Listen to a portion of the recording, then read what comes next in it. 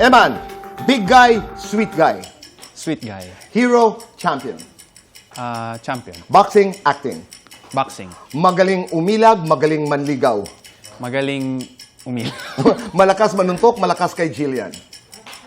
Malakas Yakap o halik. Both. Kindat o ngiti. Ngiti. TikTok, tiktilaok. Hawak kamay, abot kamay. Abot kamay. Never say die, never say never. Never say die. Ugali mong namana kay Manny. Tapang.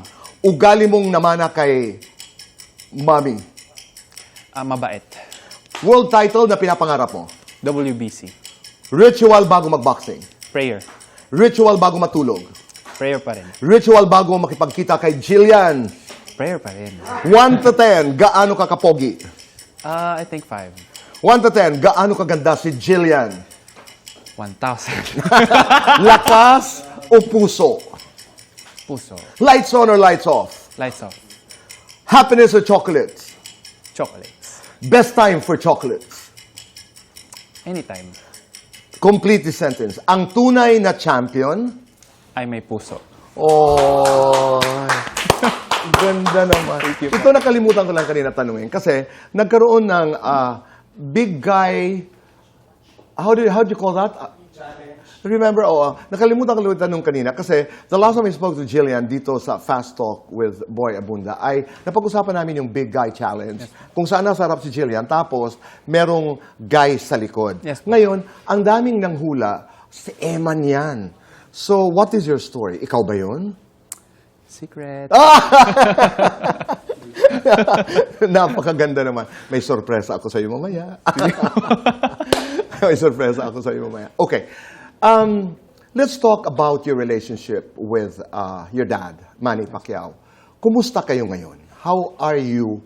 How is the dynamics? Okay naman po. He's very supportive. Tsaka lagi niya po ang pinapaalala na always pray to God and be humble. Ganun po. Oo. Madalas kayo mag-usap? Sometimes naman po. Oo. Pero yung halimbawa may mga laban ka, tumatawag ka talaga? Sometimes, pag Oo. tingin ko hindi siya. Kasi kailangan mo ng advice, di ba? Yes, yes. Halimbawa, paano ko gagawin ito, etc. You do that. Yes po, yes po. Ano sa lahat ng moves ng tatay mo ang ninanais mo na sana magkaroon ka? Yung diskarte niya po sa ring. Tsaka yung footwork niya po. Galing, no? Ano yung Napaka-importante. footwork na gusto mo talaga mamana sa tatay mo? Siyempre yung bilis at yung balance. Pakita mo nga, paano yung footwork ni Manny? Yung, Yung ganun po. Yung, oo, ganun siya. ganun niya. Tapos grabe bigla ka. siyang, Oo. pag ganun niya, ganun. Oo. At saka, meron siya hindi lang forward. Di ba, umiikot pa yan. Yung, Yung side-side. oo, mga ganon. Oo, gayang-gayang. Para namang sayaw. Ganon. Oo, gumaganon. Yung ganun. Bakit ganon? Karamihan, hindi na ako nagtataka ngayon, na karamihan ng boxers, mahusay sumayaw. Hindi totoo yun. Because of the, di ba? Sa footwork po dahil. Oo. Kung sasayaw ka, ano ang sayaw na tatak, Eman? Can we have music, please?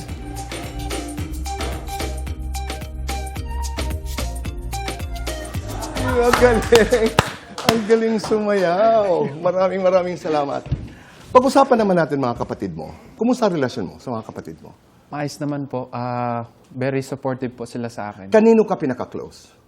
Lahat naman po sila. Si Jimwell. Kumusta kayong dalawa? Ayos naman po. Support po ako sa career niya. Tsaka ano. Do you have moments when you're able to talk to each other? No, kasi busy siya sa Amerika. Sa Amerika. Pero ito nang tanong. Halimbawa dumating yung pagkakataon na may mag-offer. Yes, po. Kayong dalawang maglalaban sa ring. Pacquiao versus Pacquiao. Tatanggapin mo? Unang-una hindi po. Kasi kapatid ko po siya. Tsaka wala naman pong kasiyahan na mangyayari doon kung matalo mo man o manalo ka sa kapatid mo. Siyempre, ayaw din yun ni Daddy. Ayaw ko rin masaktan si Daddy doon. Yeah, tsaka yun po. Galing. Naintindihan ko yun. Yes po. Ang hirap, di ba? Tsaka, I really love you, kuya. Oh.